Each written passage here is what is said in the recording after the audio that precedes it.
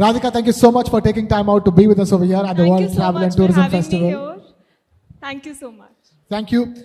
You know, traveling these days is not just about satisfying the soul, but it's satisfying all the dreams and aspirations of the soul as well.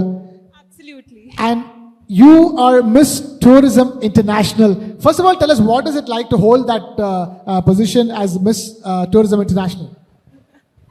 Thank you for the question.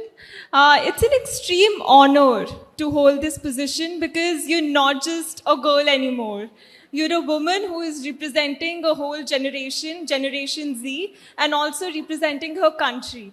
So it's a huge honor and a privilege to be Miss Tourism International India. And as Miss Tourism International, where all have you traveled to? Oh, I have. I've been fond of traveling since I was a child, and I'm quite a globetrotter. I've traveled in India, be it in the mountains, the south, and abroad as well, the UK, Ireland. I went to Malaysia for my finals of Miss Tourism International in December, and I just want to add a lot of countries to my list. Lot more countries to my list. What is your dream destination? That's an interesting question. Thank you for the question.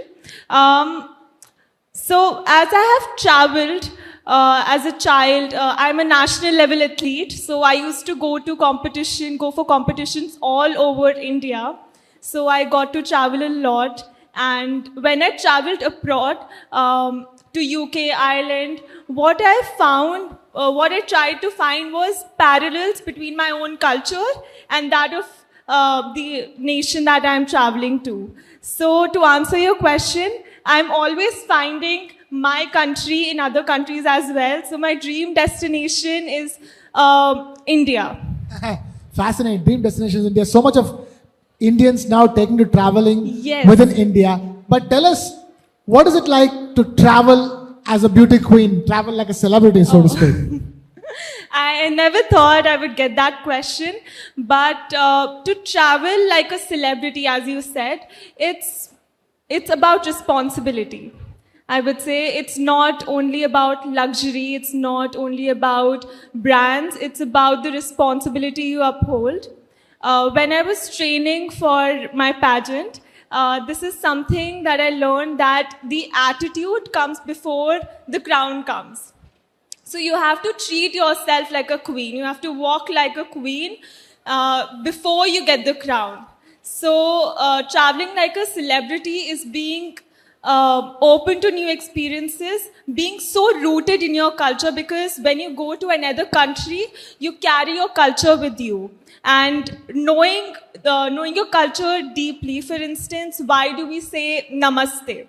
It's such a common thing that we do, but to know the significance of it, like we touch our thumbs on a chest. So it is like respecting the other person. My soul respects your soul. So this is such simple thing, but so profound. So to be deeply connected to your culture and knowing that you have the responsibility to represent yourself and your nation is like traveling like a celebrity.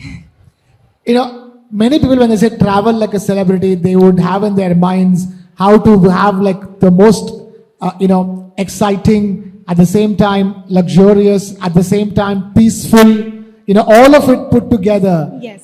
In the best hotels, in the best travels possible. So in that sense, what does, what does luxury mean to you in travel? Luxury. Oh, that's an interesting question. So, luxury to me is being comfortable. So, it not only comes from brands, but it also comes when you travel, when you're comfortable. And that's not just the best hotel you're staying or the best experiences you're having. It's about being comfortable in your own skin and being proud of yourself, and not just collecting memories for the camera roll, but enriching your own soul, as you said. So luxury is when you have experiences that not only enrich your life, but the lives of others around you, the stories that you share. That is, when you have all of these memories, your life becomes richer, and that's luxury. So creating the greatest memories is the biggest luxury. Yes, yes. I wanted to ask you this. Are you somebody who likes traveling in a group? Are you like somebody who likes traveling solo? So I took a solo trip in Ireland.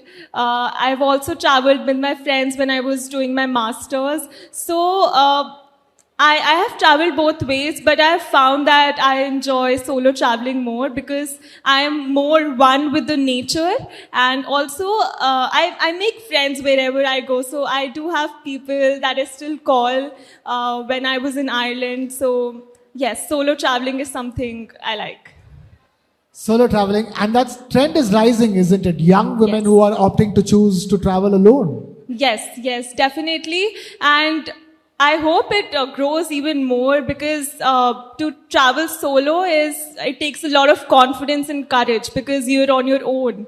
You make your own decisions, and also it is an opportunity to know your own self deeper.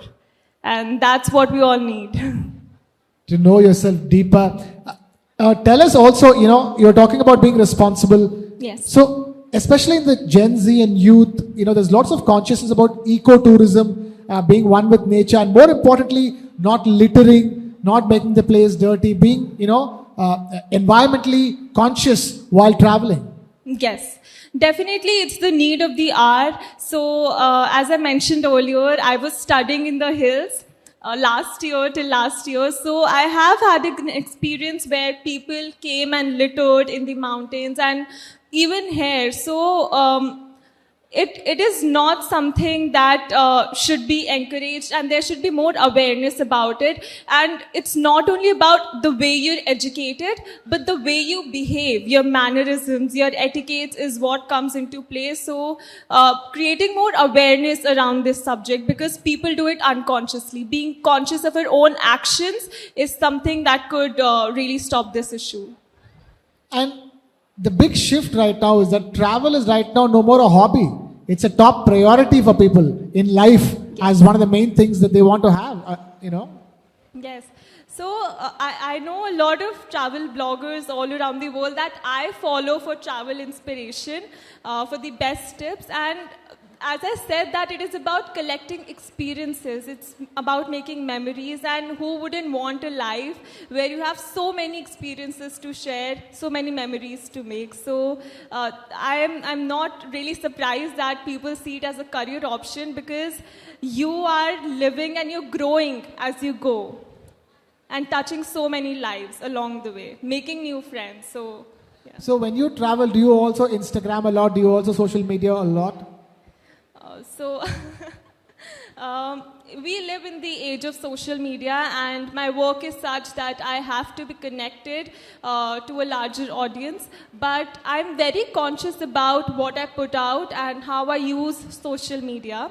So whenever I'm traveling, I make it a point that I'm present in the moment. The people that I'm connecting with I give them 100% attention. And yes, I do click pictures. I film my camera roll, but it's not until after I have come back from my trip that I post them or look at them. So I try to immerse myself as much as I can in the moment, and give the people around me the respect that they deserve. Because when somebody is talking to you and you're on your phone, that is something I do not like myself. So I make it a point that I do not do it as well. Fantastic. Can you tell us your favorite travel memory? My favorite travel Your memory. favorite holiday that you've taken in your life so far? Okay. So there are many. There are many travel But stories. I'm asking for one which is like will be your all-time favorite. So one that comes to my mind, it's actually I was visiting my sister, and we planned a very last-minute trip to London. And that was the first time I was in the UK, and it was such a great experience because I saw so many of my own people there. There were so many Indians, and we created our own community over there.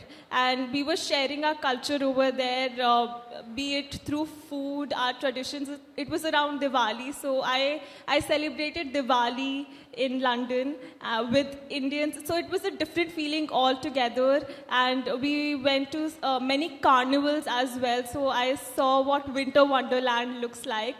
So being close to family and making a family over there as well is what really stood out for me in this trip. So that is my favorite trip memory. If I were to ask you, going forward, where all would be your top bucket list destinations that you want to try? Which would those be? My top bucket list. So as I said that I do want to know my own country deeply, because the more you're rooted with your own culture and your own traditions, the more you grow and go forward in life. So one of my destinations are from India.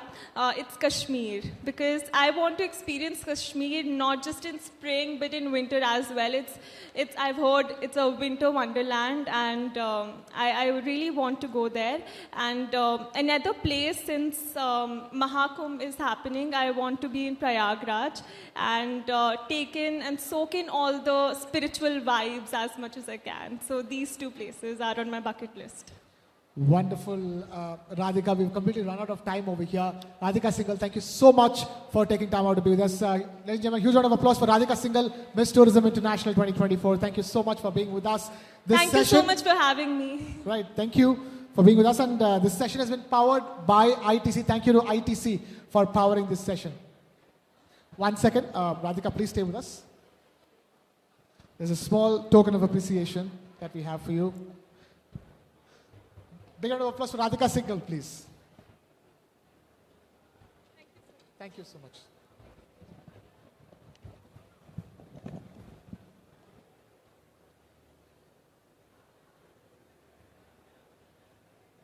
Thank you.